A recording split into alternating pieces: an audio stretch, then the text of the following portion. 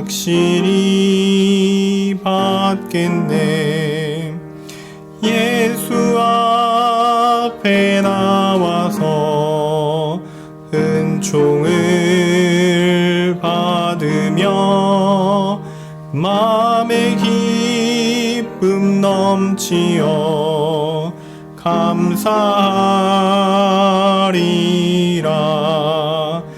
우리 주만 믿으면 모두 구원 얻으며 영생 복락 멸류관 확실히 받겠네.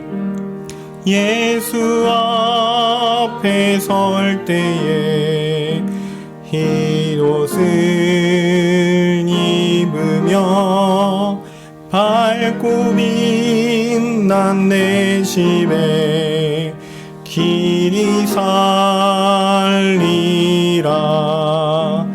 우리 주만 믿으면 모두 구원 얻으며 영생 복락 멸류관 확실히 받겠네.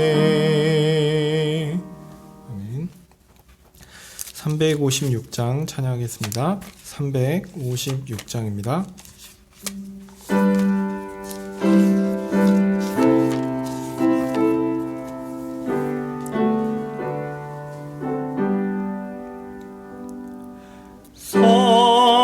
성자의 귀한 몸 날 위하여 버리신 그 사랑 고마워라. 내 머리 주 앞에 조아려 하는 말 나무어 주님께 바치리까. 지금도 날 위해 간구하심 이 옅은 믿음이 하옵나니.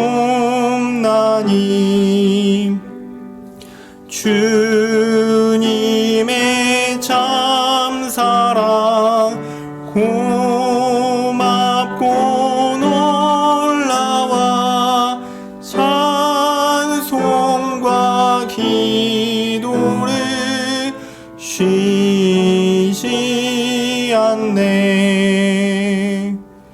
지금도 십자가 나도 지고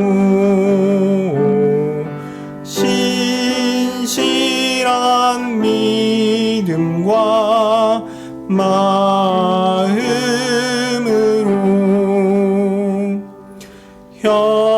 형제의 사랑과 친절한 위로를 네게 나 베풀게 하옵소서.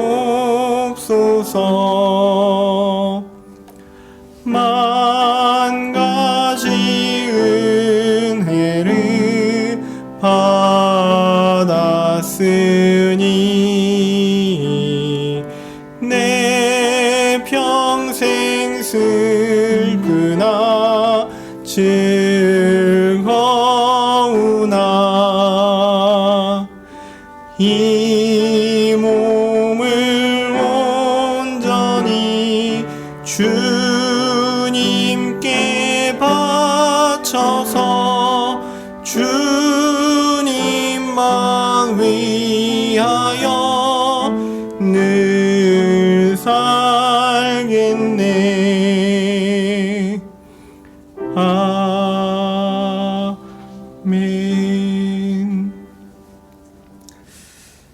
486장 한 장 더 찬양하겠습니다. 486장입니다.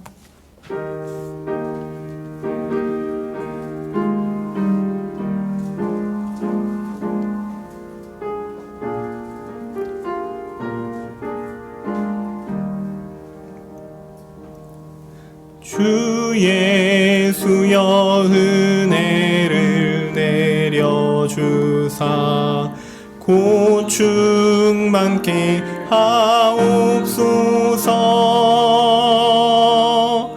이주리고 목마른 나의 맘에 주 성령을 부으소서.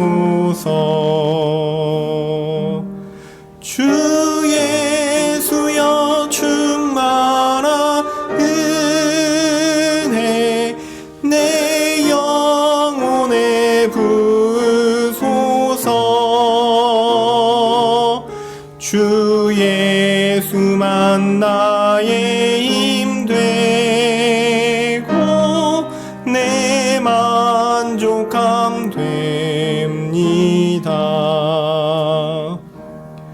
주 예수여 죄에서 풀어주사 날 정결케 하옵소서. 이 세상의 유혹이 나의 맘에 틈 못하게 하옵소서. 주 예수여 충만한 은혜 내 영혼에 부으소서.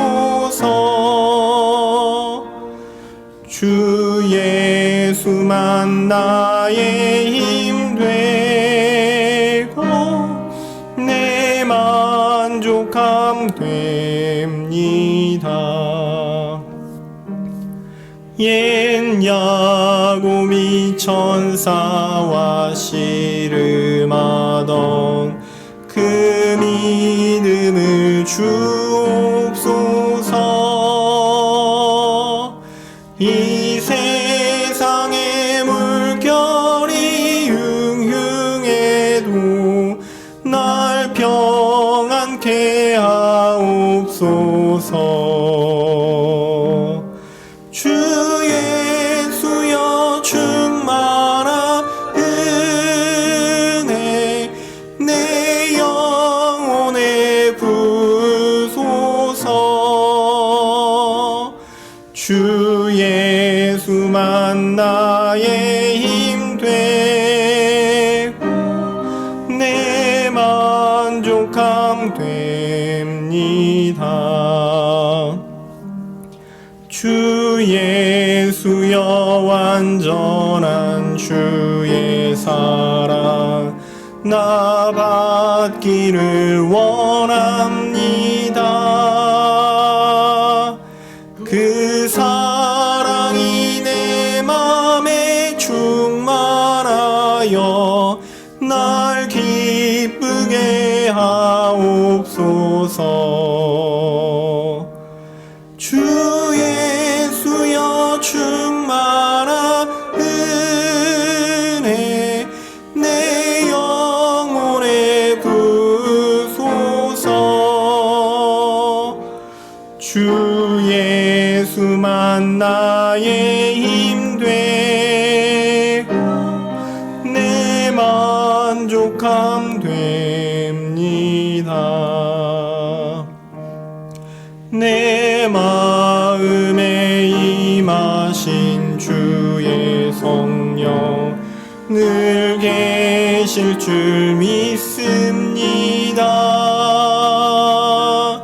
그는 사를 나에게 부어주사 주 섬기게 하옵소서. 주 예수여 충만한 은혜 내 영혼에 부으소서. 주 예수여 예수만 나의 힘 되고 내 만족함 됩니다.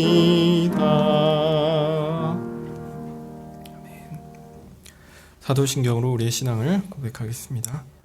전능하사 천지를 만드신 하나님 아버지를 내가 믿사오며 그 외아들 우리 주 예수 그리스도를 믿사오니 이는 성령으로 잉태하사 동정녀 마리아에게 나시고 본디오 빌라도에게 고난을 받으사 십자가에 못 박혀 죽으시고 장사한 지 사흘 만에 죽은 자 가운데서 다시 살아나시며 하늘에 오르사 전능하신 하나님 우편에 앉아 계시다가 저리로서 산자와 죽은 자를 심판하러 오시리라. 성령을 믿사오며 거룩한 공회와 성도가 서로 교통하는 것과 죄를 사하여 주시는 것과 몸이 다시 사는 것과 영원히 사는 것을 믿사옵나이다. 아멘. 거룩하신 하나님, 하나님의 말씀을 듣고 주의 은혜를 구하고자 이 자리에 왔습니다. 하나님, 참 이 세상에서 벌어지는 여러 가지 일들을 보면 과연 하나님이 우리 편이신가? 하나님이 우리의 기도를 들으시는가? 참 의심이 될 때도 많이 있고, 하나님이 우리 가운데 참 우리에게 가장 좋은 것으로만 주신다고 하시는데 그 가장 좋은 것이 정말 내가 원하는 것일까? 이런 생각이 들 때도 많이 있습니다. 그러나 우리에게 그럼에도 불구하고 우리 주 하나님을 바라볼 수 있는 믿음을 굳건히 세워주시기를 간구합니다. 우리 주님께서 하나님이시고 모든 만물을 창조하신 분이시며 주관하시는 분으로 자기 백성에게 가장 좋은 것을 가장 아름답게 계획하시고 또한 주시며 그 모든 것들을 선하게 이끌어 가시는 분이심을 주의 말씀이 우리에게 가르쳐 주기 때문입니다. 하나님, 주의 말씀을 의지하여 우리가 주님께 나아가오니 우리에게 하나님을 믿는 믿음과 하나님이 하신 일에 대한 확신과 또한 그것을 붙잡고 나아갈 수 있는 의지를, 강한 의지를 우리에게 부어 주시옵소서. 하나님, 우리로 하여금 하나님의 일하심을 볼 때마다 확신에 차서 하나님을 찬양할 수 있는 믿음을 주시옵소서. 하나님, 우리는 너무 연약합니다. 그래서 하나님이 일하심을 잘 보지도 못하고 또 하나님이 이렇게 일하시는가 의심할 때가 너무 많사오니 주여 우리를 불쌍히 여겨 주시옵소서. 주의 말씀을 통해서 우리에게 그 하나님의 일하심과 하나님의 존재에 대한 확신이 견고해지도록 주여 은혜 베풀어 주시옵소서. 그리하여 그 믿음과 확신으로 이 땅 가운데 하나님의 백성답게 당당하게 용기 있게 살 수 있게 도와주시옵소서. 주께서 이 시간 은혜를 주시기를 소원합니다. 예수님의 이름으로 기도합니다. 아멘. 네, 오늘 말씀은 마태복음 12장 6절에서 8절입니다. 마태복음 12장 6절에서 8절입니다. 마태복음 12장 6절에서 8절입니다. 제가 읽겠습니다. 내가 너희에게 이르노니 성전보다 더 큰 이가 여기 있느니라. 나는 자비를 원하고 제사를 원치 아니하노라 하신 뜻을 너희가 알았다면 무죄한 자를 죄로 정치 아니하였으리라. 인자는 안식일의 주인이니라 하시니라. 아멘.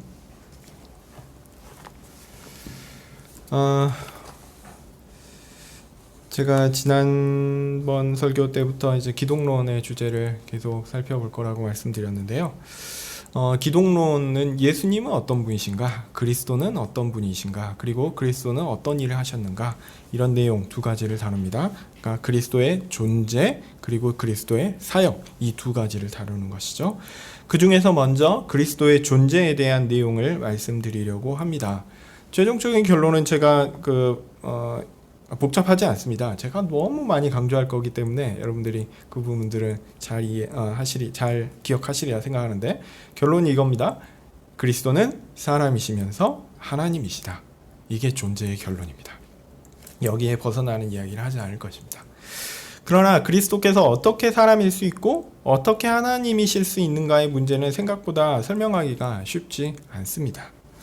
말이나 글로 설명하기 위해서는 어떤 용어나 개념을 사용해야 하고 또 그것을 이제 풀어서 설명해야 하는 것인데요. 설명하는 사람이 가진 나름의 강조점을 드러내는 어떤 주관적인 영역도 포함되기 때문에 그리스도라는 객관적 대상의 존재에 대해서 말하는 것은 그렇게 단순하지 않습니다. 더 근본적인 문제가 있는데요. 먼저는 우리가 어떻게 사람인가? 라는 질문을 하면 여러분 어떻게 대답하시겠습니까? 실제로 여기에 대답하기가 정말 어렵습니다. 사람이 왜 만들어졌고 어떻게 존재하며 무엇을 지향해야 하는지 사실 우리는 그것에 대해서 알지 못합니다. 마치 이 물이 자신의 존재 이유를 알 수 있을까요? 이 물은 하나님 만드신 거니까 좀 그렇고 컴퓨터라고 하죠. 핸드폰이라고 하죠. 핸드폰 자신이 왜 만들어졌는지를 알 수 있을까요? 그것을 만든 존재가 아는 겁니다. 핸드폰이 존재하는 목적을 알 수 있을까요? 그 만든 존재가 그것의 목적을 정하는 겁니다. 그런 면에서 우리는 하나님께서 그냥 만들어 놓으셨어요. 그래서 우리의 존재가 무엇인지, 존재가 향해야 하는 방향이 무엇인지 실제로 알지 못합니다. 그냥 우리는 우리 모습을 보고 밥을 먹네? 밥을 먹는 것은 어떤 이유가 있겠거니? 이런 추측을 하는 거예요. 그런데요, 이런 사람은 누구인가? 사람은 무엇인가? 이런 질문도 굉장히 어려운데 그것보다 더 어려운 일이 있는데요. 그것은 뭐냐? 하나님에 대한 것입니다. 우리는 어떻게 사람이 동시에 하나님일 수 있는가에 대한 질문에 사실은 전혀 답을 할 수 없습니다. 사람은 그나마 인지하고 감각하고 그렇게 합니다. 그래서 옆에 있는 사람들과 막 비교하죠. 어떤 사람은 어떤 지능이 있고 지능이 높은 사람도 있고 낮은 사람도 있고 운동 능력이 뛰어난 사람도 낮은 사람도 있고 어쨌든 움직이고 지능이 있고 등등의 이런 특징을 얘기를 하지만 하나님은 어떻습니까? 하나님은요 모든 영역에 있어서 사람의 인지, 감각, 사람의 이해를 뛰어넘는 분입니다. 그래서 단언할 수 있습니다. 우리는 하나님을 알지 못합니다. 이게 정답이에요. 우리는 이 부분에서 겸손해야 합니다. 우리는 하나님을 알 수 없습니다. 그렇다면 우리가 하나님을 알 수 있는 방법은 뭐가 있을까요?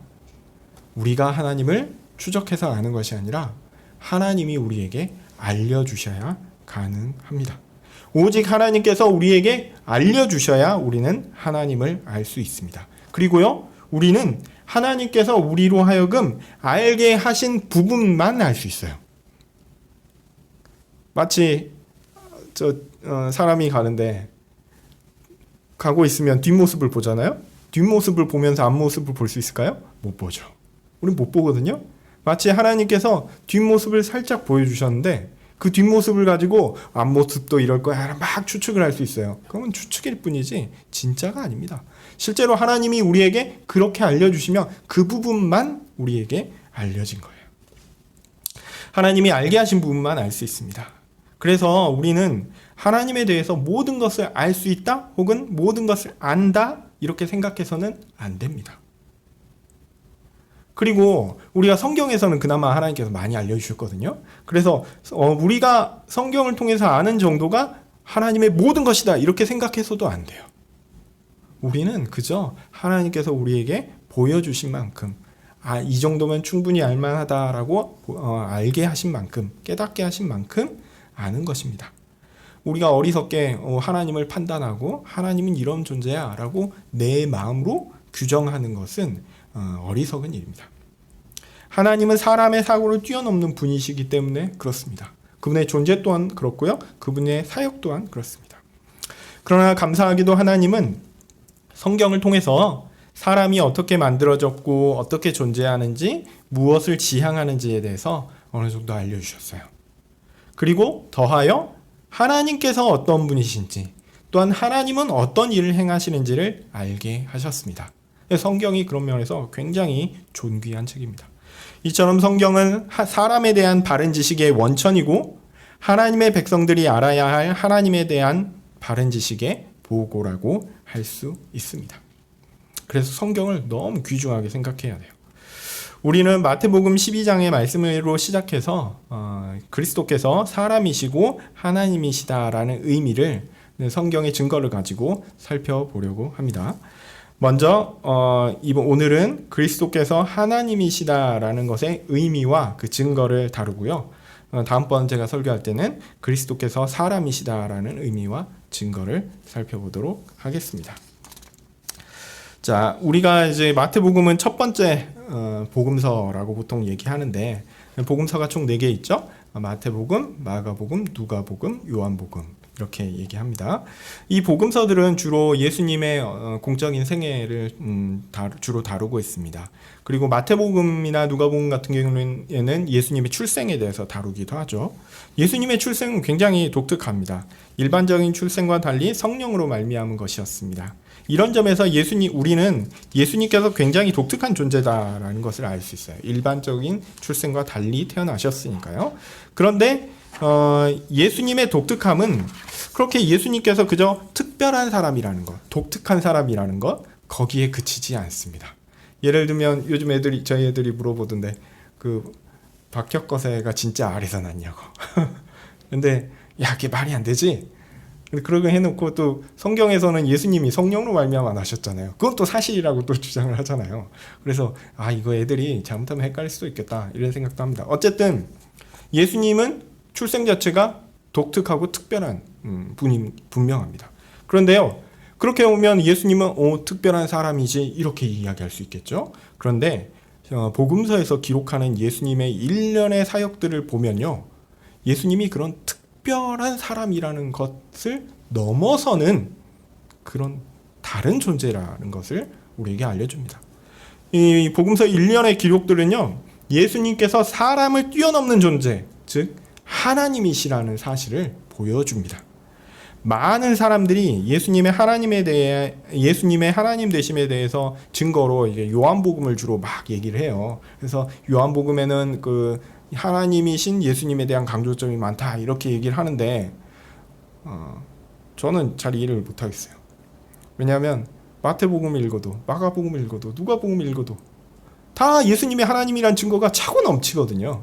근데 이제 이게 성경을 하나님의 말씀으로 믿지 않는 소위 학자라는 사람들이 무엇이 하나님의 말씀인가? 무엇이 예수님께서 말씀하신 것인가? 무엇이 후대에 덧붙여진 글인가? 이런 식으로 막 분해하고 쪼개고 이거는 예수님이 말한 거 아니야, 이거는 후대에 붙여진 거야, 이런 식으로 나누면서 진짜 하나님의 말씀이 무엇인가에 대해서 이렇게 쪼개고, 그럼 마태의 신학은 무엇인가, 마가의 신학은 무엇인가, 누가의 신학은 무엇인가, 이런 식으로 쪼개서 얘기를 하거든요. 그렇다 보니까 이게 성경이 쭉 이야기하고자 하는 전체적인 큰 맥락, 예수님이 진짜 하나님이시다라는 이야기를 그냥 싹 놓쳐버리고 그냥 요한복음은 처음부터 로고스 신학에서 시작한 거야, 이런 식으로, 마치 그런 식으로 이야기하고 합니다. 제가 이 이야기는 나중에 시간이 되면 하도록 하겠습니다. 사실 조직신학 교과서들도 이런 어떤 그 현대 신학자들의 논의에 기초해서 막 논증을 해 나가거든요.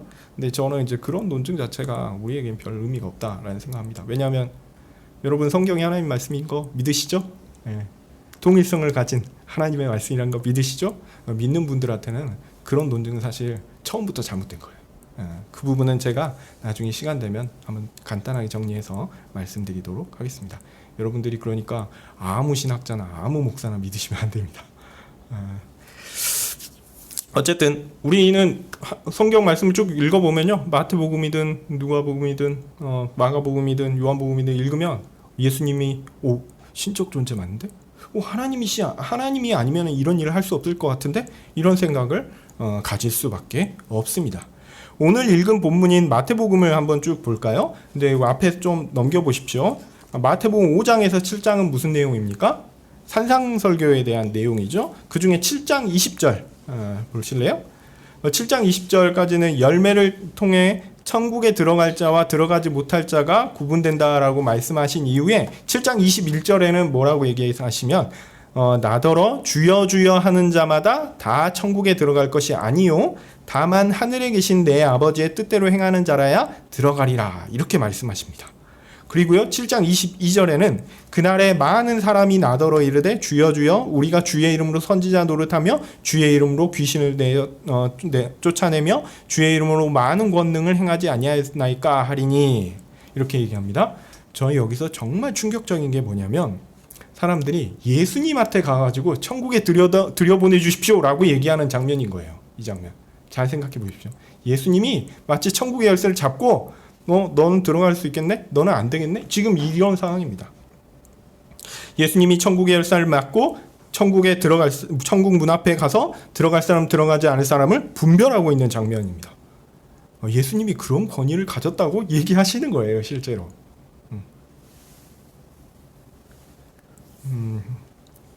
그리고요, 사람들이 예수님께 뭐라고 얘기합니까? 주님이라고 얘기하죠. 이 주님이라는 표현은 이 맥락상 보면 하나님이라고 보는 것이 적절한 것 같습니다. 예수님은 자신이 그런 존재라는 거를 사람들에게 알려주고 있어요. 자신이 그 정도 권위가 있는 천국을 들여보내고 또 들여보내지 않는 권위가 있는 신적 존재라는 것을 보여주고 있다는 거죠. 이후에 8장에서 보면 백부장의 하인을 고치시는 것도 다른 어떤 하나님 고쳐주십시오 이게 아니에요. 예수님이 그냥 고치십니다. 백부장의 하인 고칠 때 백부장이 뭐라고 합니까? 저희 집에 못 드리겠습니다. 너무 누추해서. 예수님같이 존귀하신 분을 어떻게 하겠습니까? 말씀만 하시면 되죠. 예수님이 깜짝 놀라시죠. 이방인들 가운데 이만한 믿음이 있다니 놀랍도다. 이스라엘 가운데도 이만한 믿음이 없도다 그러면서 고쳐주시죠. 네, 누구의 권능으로 고치셨습니까?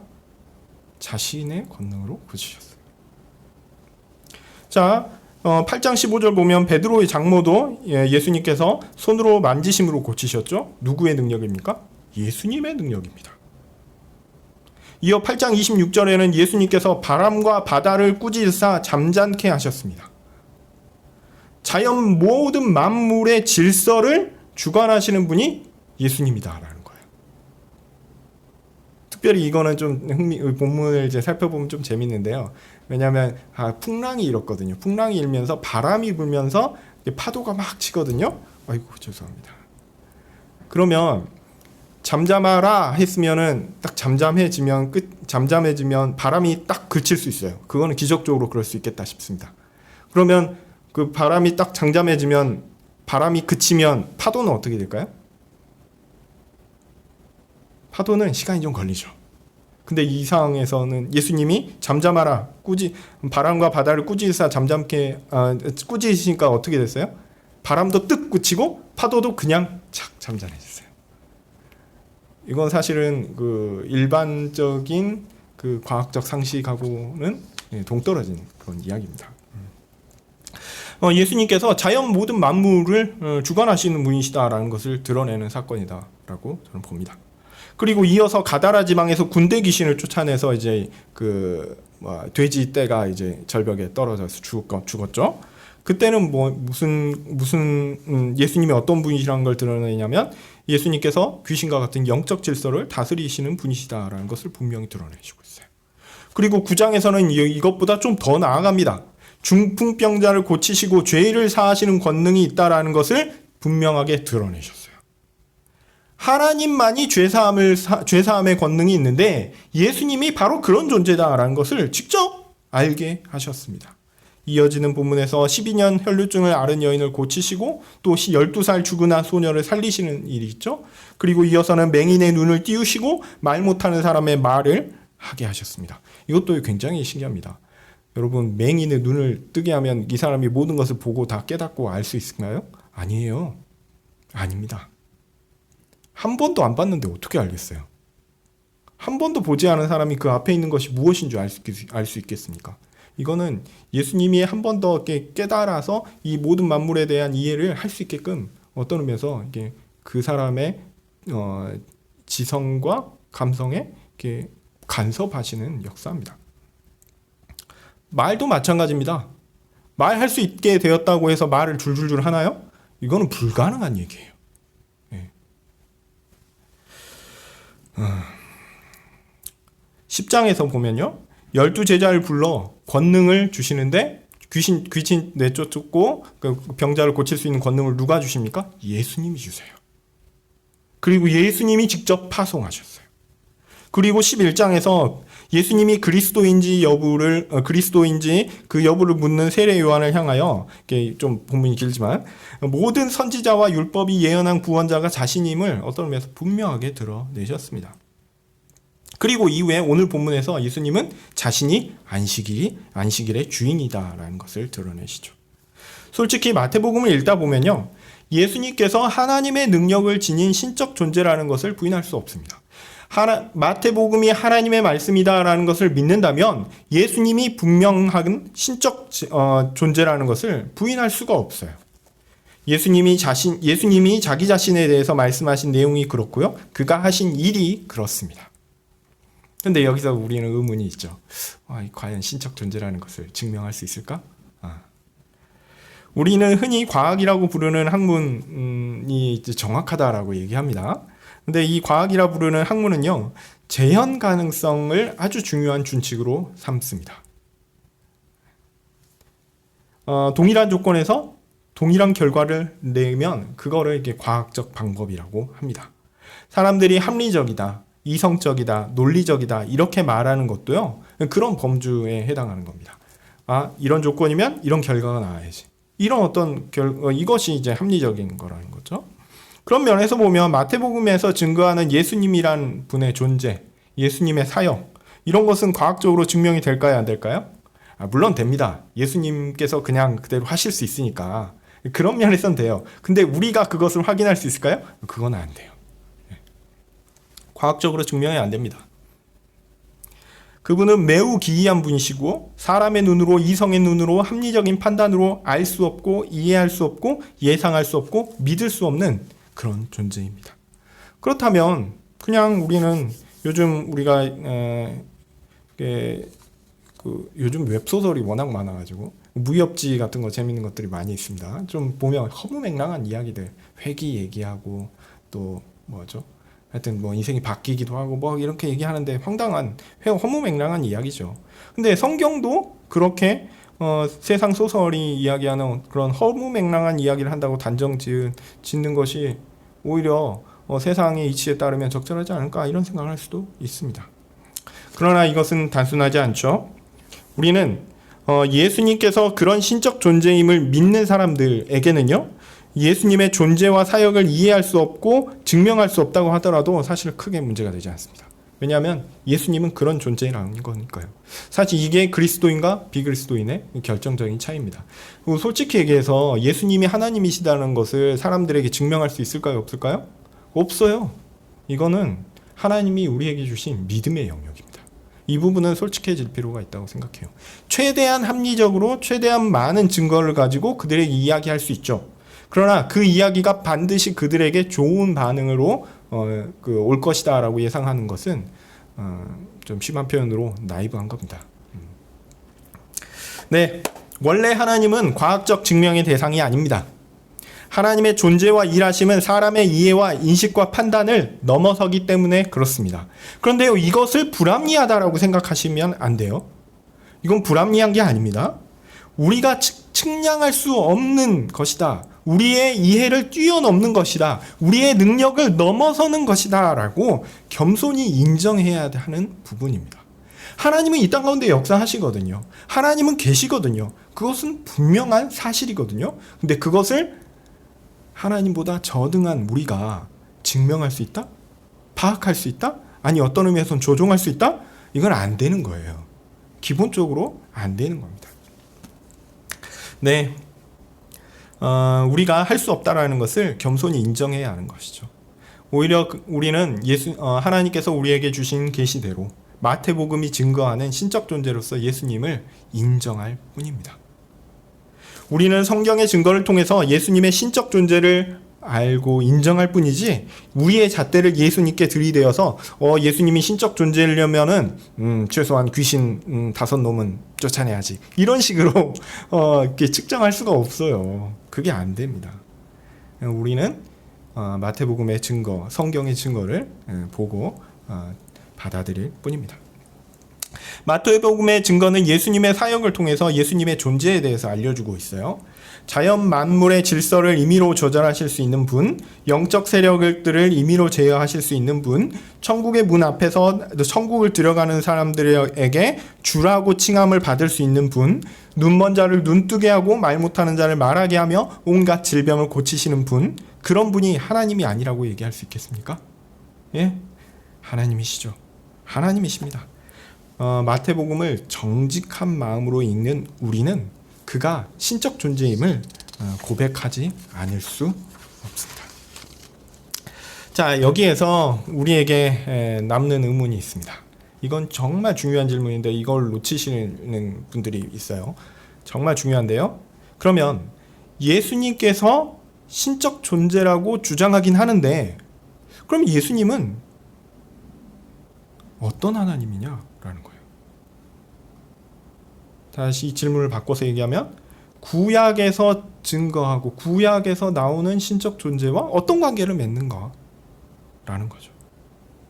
아니 그러면 구약에서 증거하는 그 하나님하고 어떤 관계일까? 혹은 구약에서 나오는 그런 신적 존재와 상관없이 새롭게 신약 시대에 새롭게 나타난 다른 신적 존재인가라는 질문입니다. 오늘 본문이 저는 이 질문에 적절하게 대답을 줄 수 있는 본문이라고 생각해서 선택을 했고요. 이 부분은 굉장히 중요한 내용입니다. 예수님은 자신을 안식일의 주인이라고 말씀하셨습니다. 그러면 우리는 또 안식일에 대해서 또 알아봐야겠죠. 안식일은 하나님께서 출애굽한 백성들에게 모세를 통하여 주신 십계명의 한 부분에 나옵니다. 안식일은 일상의 모든 것들을 쉬는 날이죠. 말 그대로 쉬는 날입니다. 그리고 자신의 원래 본분인, 사람에게 원래 주신 본분인 하나님을 온전히 섬기는 날입니다. 그러니까 우리가 모든 날이 하나님을 섬기는 날이어야 돼요. 그런데 모든 날이 하나님을 섬기는 날이기에 우리는 너무 악합니다. 예. 그래서 하나님께서 특별히 하루를 정해서 그날은 딴 거 하지 말고 딴 거 하지 말고 하나님을 섬기도록 해. 이런 식으로 알게 하신 거예요. 안식일은 구원이 필요한 모든 사람을 위해 하나님께서 부여하신 휴식의 날입니다. 그날은 하나님의 백성이 하나님 앞에서 누리는 참된 쉼을 누리는 날입니다.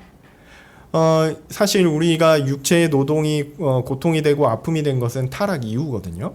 그러니까 어떤 의미에서 이 하루는 우리가 그 구원받은 이후에 완전히 회복될 그 날을 이렇게 바라보면서 바라보도록 하나님께서 주신 날이다 라고 할 수 있죠. 그래서 천국에서 영원히 누릴 안식을 이 땅의 삶에서 연습 삼아 누려보도록 하신 날이 이 안식일입니다. 그래서 일주일 가운데 하루를 정하여 일상을 멈추고 하나님께 나아가 하나님께서 우리에게 주시고자 하는 참된 쉼을 경험하며 모든 것의 주인이신 하나님을 높이며 그 앞에 있는 것이 최고의 행복이요 즐거움인 것을 깨닫고 인식하고 기억하고 경험하도록 우리에게 주신 은혜로운 시간입니다. 이게 천국의 삶이구나. 물론 뭐 교회 와서 저 인간 또 왔네. 저 인간만 교회 안 나오면 내가 참 행복할 텐데. 그런 마음이 들 때가 있어요. 우리가 악해서 그렇죠. 뭐 세상은 더 심합니다. 그래서 세상은 더 심하니까 우리가 그럼에도 불구하고 천국에 가면 그 미워하던 그 사람도 진짜 사랑할 수 있습니다. 걱정하지 마십시오. 그날 기대하시고요. 하나님께서 그날엔 모든 걸 다 해결해 주실 거니까. 어쨌든 뭐 우리가 교회에 와서 하나님의 말씀을 듣고 하나님께서 주신 그 안식을 누리는 것이 천국에서 영원히 누릴 안식을 연습하는 거다라는 것을 꼭 기억하셨으면 좋겠고요. 자, 이런 목적의 안식일이 있는데 이 안식일에 그러면 주인은 누구입니까? 쉼을 누리는 우리입니까? 아닙니다.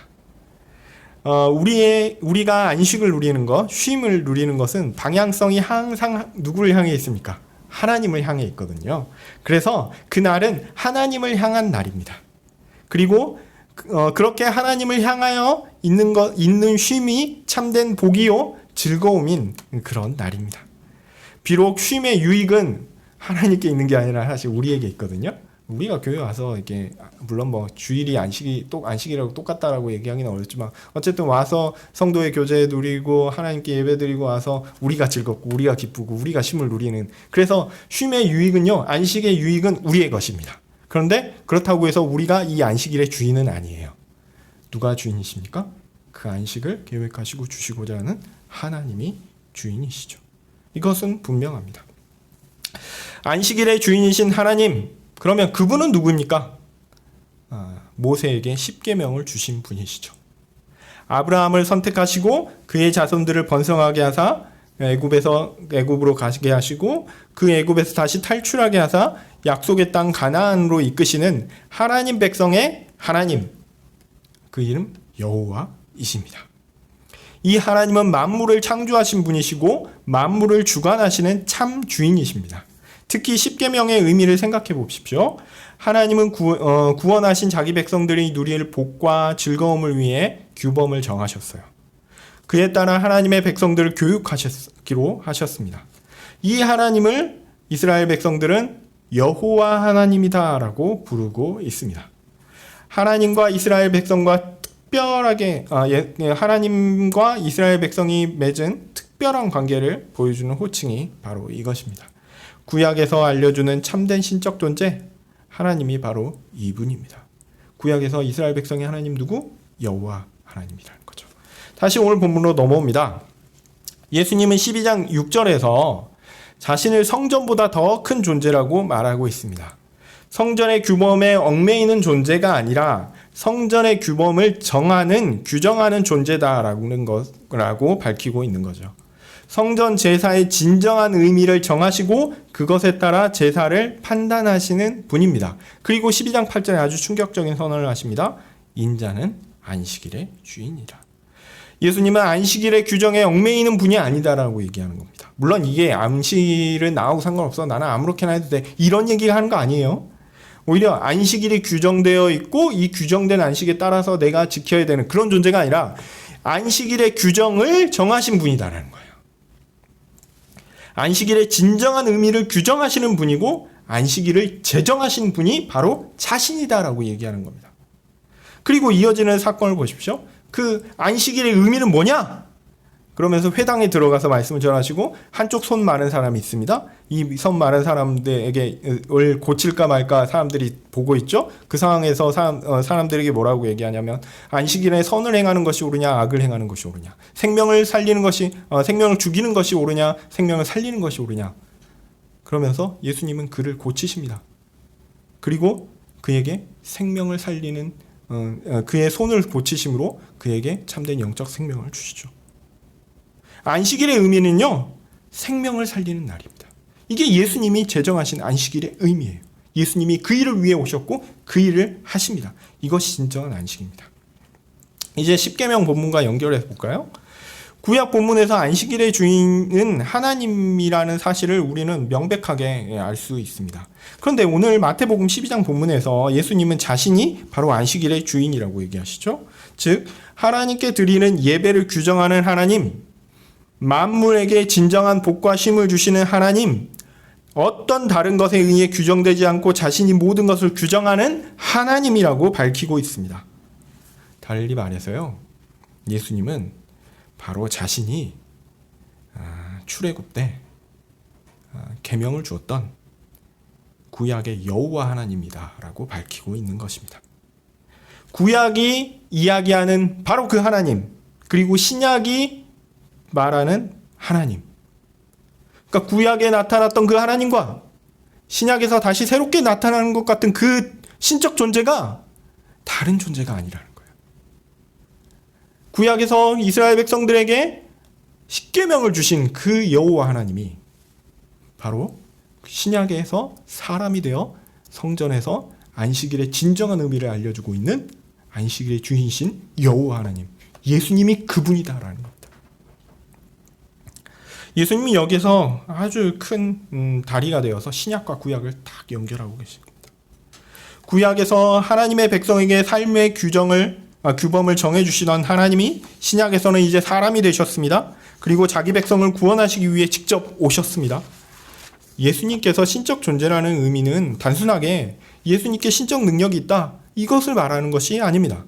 예수님께서 그저 과학적으로 증명은 안 되지만 분명히 사실인 기적을 행할 수 있다, 예수님은 그런 신적 능력을 행할 수 있는 분이야, 이 수준을 얘기하는 것 아닙니다. 그런 구체적인 행위보다 그런 구체적인 사역보다 더 중요한 진실이 여기 있습니다. 바로 하나님의 백성의 참 주인이시며 참 왕이시며 구원자이시며 참 보호자이신 그 하나님이 바로 우리 주 예수님이다라는 겁니다. 구약 성경에서 예배의 대상이시며 찬송받으실 분이시며 교회의 참된 주인이신 분이 바로 이 땅에서 사람으로 태어나 자라시고 공적 생애를 시작하시며 하나님의 일을 행하고 계신 우리 주 예수님이다라는 사실입니다. 이런 이해는 기독론에서 매우 중요합니다. 예수님이 2000년 전에 갑자기 생겨난 존재가 아니라는 사실 때문에 그렇습니다. 물론 사람으로서 예수님은 역사적 기원을 가지고 계십니다. 우리는 뭐 기록이 없어서 잘 모르죠. 물론 뭐 우리 부모님 세대들도 보면 정확한 자기의 생일을 잘 모르시는 분들이 있어요. 예수님의 생일이 언제인지 잘 모릅니다. 사실 모르죠. 그렇지만 뭐 분명한 것은 그 당시에는 알고 있었을 겁니다. 생년월일이 있으신 분이다라는 얘기죠. 그러나 그분은 사람이긴 하지만 분명히 하나님이십니다.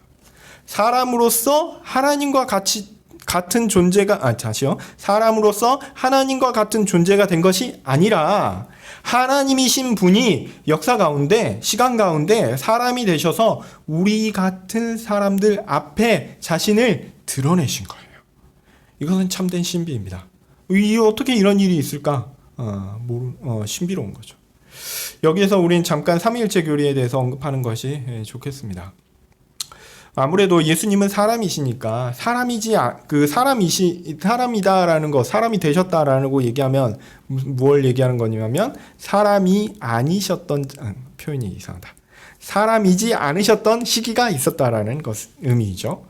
그래서 구약에서 언급되는 하나님의 존재와 사역은 성부 하나님께만 돌려지는 경향이 있기 때문에 사실 제가 얘기한 대로 예수님이 여호와 하나님이시다 이렇게 얘기하면 여러분들이 저렇게 얘기해도 되나? 이렇게 의문이 드실 수 있습니다.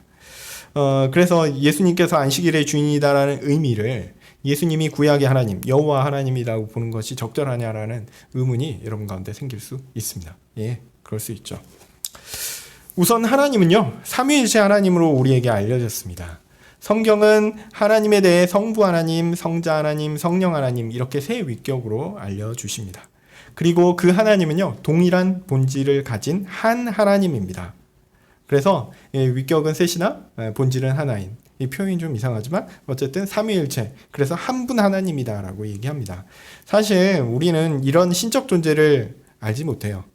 그래서 이런저런 상상을 합니다. 뭐 어떻게 머리가 셋인, 몸이 하나인 뭐 그런 존재? 아니면은 뭐 하나의 존재가 있는데 얼굴이 세 면으로 이게 삼각형처럼 세 면이 있어서 이렇게 돌면 성부요, 이렇게 돌면 성자요, 이렇게 돌면 성령이요. 이렇게 생각하는 사람들이 있었어요. 있고요, 지금도. 이런저런 상상을 하게 됩니다. 그런데 그런 상상을 그림으로 표현하거나 말로 설명하게 되면요, 거의 예외 없이 이단이 됩니다. 물 가지고 설명하는 거 있어요. 그 양태론적인 이단입니다. 그 나중에 제가 기회 되면 또 말씀드리겠습니다. 뭐 이 물이잖아요. 물인데 지금 액체죠. 근데 얼면 뭐가 되죠? 얼음이죠. 그 다음에 이게 그 기화되거나 아니면 끓으면 어떻게 됩니까? 수증기가 되죠. 그래서 상태가 바뀌니까 마치 삼위일체를 하나인데 이제 세 양태로 설명하는 경우가 있어요. 건전하신 분들 가운데도 그렇게 설명하시는 분들이 있습니다. 근데 그거는 진짜 양태론적 이단에 대한 거니까 이건 잘못된 거고요. 어쨌든 그냥 저는 겸손하게 우리가 잘 모른다라고 이야기하는 게 맞는 것 같아요. 하나님은 세 위격이시로 드러나시지만 본질은 하나이신 한 하나님이시다라는 것, 그 정도로 우리가 고백해야 되지 않는가 싶습니다. 어쨌든 상상을 그림으로 표현하거나 말로 설명하면요, 다시 한번 말씀드리지만 거의 예외 없이 이단이 됩니다. 왜냐하면 하나님은 사람의 인식과 이해를 뛰어넘는 존재이기 때문에 그분을 사람이 생각할 수 있는 수준으로 끌고 내려오는 순간 오류가 발생할 수밖에 없기 때문입니다. 그냥 저는 그저 성경이 알려주는 대로 하나님을 고백하는 것이 옳다고 생각합니다. 아버지와 아들과 영, 이 세 위격이 드러나지만 본질이 하나이신 한 분 하나님이시다라는 거죠. 이 한 분 하나님께서 아브라함을 선택하시고 그의 자손을 자기 백성 삼으시고 애굽에서 번성하게 하신 이후에 그들을 다시 이끌어 약속하신 가나안 땅에 들어가게 하셨습니다. 특별히 출애굽기 3장 15절에 보면 하나님께서 모세를 부르시고 그에게 자신을 조상들의 하나님, 곧 아브라함의 하나님, 이삭의 하나님, 야곱의 하나님이라고 소개하면서 자신의 이름을 여호와라고 알려주신 부분이 있어요. 그래서 이 여호와라는 이름을 가지고 이스라엘 백성들에게 나를 소개해라 이렇게 말씀하시죠. 그런데 이 여호와라는 이름은 이때 처음 생긴 게 아닙니다. 언제 처음 나오죠? 창세기 2장부터 나옵니다. 이 이름은 창세기의 창조부터 등장하는 이름입니다. 여호와 하나님은 창조자 하나님이시고요. 타락한 아담을 불쌍히 여기신 분이시고 그 다음에 홍수로 심판을 하지만 노아에게 방주를 짓도록 하셔서 구원을 하시는 분이시고요. 바벨탑 사건으로 온 땅의 언어를 혼잡하게 하고 사람들을 흩어버리신 분이시지만 또한 아브라함을 불러 자기 백성을 삼으시는 그런 하나님입니다. 우리가 아는 삼위일체 하나님이 바로 이 여호와 하나님입니다. 바로 그분이 자기 백성에게 모든 규범을 정하여 주신 것이죠. 그런데 신약시대에 짜잔 하고 나타나신 예수님이 바로 이 여호와 하나님이다. 나는 안식일의 주인이야. 여호와야 라고 얘기하고 있는 거거든요.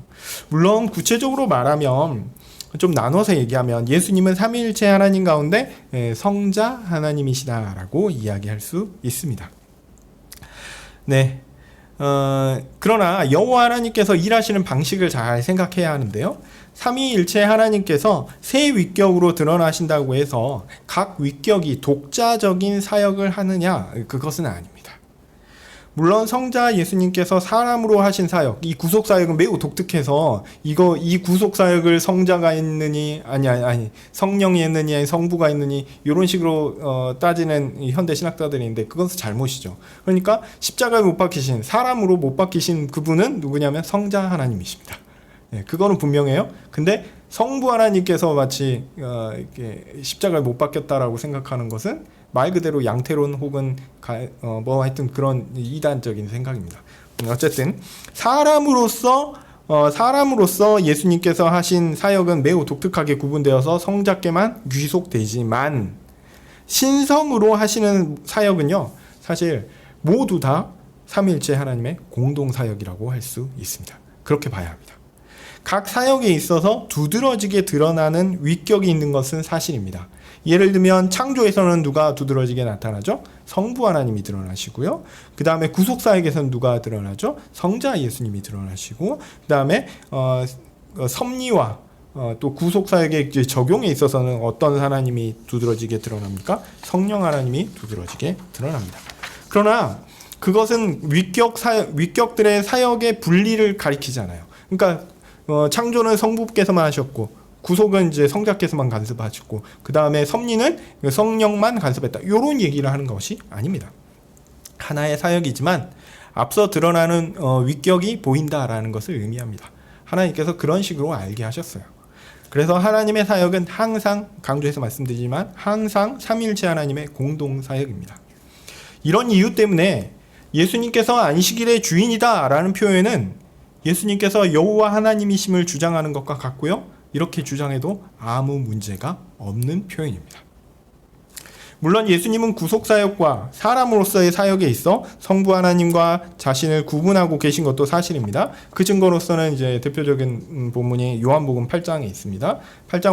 요한복음 8장 54절에 보면 내가 내게 영광을 돌리면 내 영광이 아무것도 아니거니와 내게 영광을 돌리는 분이 있으시니 내 아버지시다. 곧 너희가 너희 하나님이라 칭하시는 그가 바로 내게 영광을 돌리고 있다. 이런 말씀을 하고 계십니다. 자, 이렇게 보면 성부 하나님과 성자 예수님을 그 성자께서도 분명히 구분하고 계시거든요. 이것은 분명 사람이 되셔서 구속사역을 감당할 것이 역사적으로 이루어질 것을 가리키고 있습니다. 그리고 구체적인 사역은 성자 예수님께서 사람 되심으로 이루어지기 때문에 그렇죠. 네. 그래서 삼위일체 하나님의 세 위격 가운데 성자 예수님께서 사람의 본성을 취하여 사람이 되셨고 이 땅에 오셨습니다. 그래서 예수님의 사역과 성부 하나님의 사역은 좀 구분이 될 수밖에 없어요. 이런 독특성이 있기 때문에요. 그래서 요한복음 8장 56절에 이어서 아브라함은 나의 때 볼 것을 즐거워하다가 보고 기뻐하였느니라, 이렇게 예수님은 말씀하십니다. 아브라함이 소망하던 구원을 이루시는 분이 바로 사람이 되신 예수님이다라는 거죠. 그러나 그렇다고 예수님께서 하나님이 아니신 존재, 아예 성부 하나님과 완전히 구분되어서 따로 떼어서 나온 그런 존재가라고 말하는 것은 아닙니다. 바로 요한복음 8장 58절에 이어서 예수께서 이르시되 진실로 진실로 너희에게 이르노니 아브라함이 나기 전에 내가 있느니라. 예수님은요, 자신이 영원전부터 존재해왔던 하나님이다라는 것을 분명하게 증거하고 계십니다. 영원부터 계신 하나님으로서 성자 예수님이 본인이다라는 것을 알려주고 있는 것이죠. 오늘은 우리를 구원하시기 위해 이 땅에 오신 예수님께서 실상은 하나님이시다라는 사실을 살펴보았습니다. 특히 그냥 새롭게 등장한, 예전에는 뭐 이런 신적 존재가 없었는데 이제 새로 나온 신상이라고 얘기하면 그렇지, 새로운 신적 존재입니다. 조금 따끈따끈하게 새로운 거니까 더 좋은 분이겠죠? 이런 식으로 얘기하는 거 아니라는 거예요. 오히려 예수님은 창조자요, 섭리자요, 특히 하나님 백성을 선택하시고 구원하시고 이끄시는 구약의 여호와 하나님과 동일하신 분이요, 특별히 성자로서 육체를 입고 이 땅에 오신 여호와 하나님이시다는 얘기입니다. 그냥 단순한 신적 존재로 생각하지 마십시오. 예수님은 하나님이시지, 단지 그것만 이야기하는 게 아닙니다. 예수님께서 구약 성경에서 말씀하시고 역사하시는 하나님이시다라는 사실은 성경 전체의 통일성에서도 매우 중요한 사실이 됩니다. 신약의 구원과 구약의 구원이 일치할 수 있는 기초를 제공하는 것이죠. 특히 신약과 구약이 다르다고 이야기하는 사람들이 많이 있습니다. 네, 다른 부분이 있습니다. 그러나 그것은 하나님께서 역사적 교훈을 통해서 우리에게 알려주시고자 하는 목적 때문에 다른 것이 드러나는 것이지, 두 시대가 절대적인 의미에서 차이가 있는 것은 아닙니다. 구약 백성들도 예수님을 믿어 구원을 얻는 것이고요, 신약의 교회도 예수님을 믿어 구원을 얻는 것입니다. 다르지 않습니다. 그 구원의 모든 사역을 책임지고 담당하시는 분이 우리 주 예수님이시죠. 근데 그 예수님이 구약 시대에도 하나님이셨고요, 신약 시대에도 하나님이세요. 동일한 분이에요. 그래서 다르지 않습니다. 그 예수님께서 다름 아닌 모든 일을 계획하시고 주관하시며 특별히 구원과 관련된 일들을 행하시는 여호와 하나님이시기 때문에 우리는 이 부분에 있어서 틀림이 없다라고 이야기할 수 있습니다. 안식일은 하나님께서 우리를 죄에서 구하심으로 완성됩니다. 즉 예수님의 구속사역으로 완성되는 것이 안식일입니다. 그런 의미에서 예수님이 또 자신의 구속사역이 완성되는 것을 기대하시며 그 일을 주로 맡으셨기 때문에 더하여 예수님이 안식일의 주인이다라고 얘기하는 부분에 더 강조점이 있는지도 모르겠습니다. 오늘 본문이 알려주는 것과 같이 우리의 참된 안식은 하나님이신 예수님으로 말미암아 이루어질 것입니다. 예수님이 하나님이시다라는 것은 이런 의미에서 너무 중요합니다. 왜냐하면 하나님이신 우리 주 예수님께서 안식일의 주인으로 우리에게 구속사역을 통해 참된 생명, 참된 쉼을 주실 것이기 때문에 그렇습니다. 우리 예수님이 주십니다. 그리고 그분은 놀랍게도 구약시대에도 신약시대에도 지금도 여호와 하나님으로서 우리의 모든 것들을 주관하시고 우리에게 참된 안식일의 주인으로서 참된 쉼을 주시고자 우리를 부르시는 분이십니다. 기도하겠습니다. 하나님, 예수님이 참 하나님이시다라는 사실을 오늘 잠깐 살펴보았습니다. 우리가 그 예수님을 믿게 해주십시오. 세상 방식으로 예수님을 어떻게 측량할 수 있고 예수님이 하나님이신지를 어떻게 측정할 수 있겠습니까? 받아들일 수 있겠습니까? 그러나 하나님께서 우리에게 찾아오셔서 예수님이 하나님이시다라는 사실을 믿게 해주십시오. 받아들이게 해주십시오. 그리고 그 주님을 섬기게 도와주시옵소서. 참된 구원을 우리에게 허락하여 주시옵소서. 주님의 은혜를 구합니다. 예수님의 이름으로 기도합니다. 아멘. 하늘에 계신 우리 아버지여, 이름이 거룩히 여김을 받으시오며 나라의 마옵시며 뜻이 하늘에서 이룬 것 같이 땅에서도 이루어지이다. 오늘날 우리에게 일용할 양식을 주옵시고 우리가 우리에게 죄 지은 자를 사하여 준 것 같이 우리 죄를 사하여 주옵시고 우리를 시험에 들게 하지 마옵시고 다만 악에서 구하옵소서. 대개의 나라와 권세와 영광이 아버지께 영원히 있사옵나이다.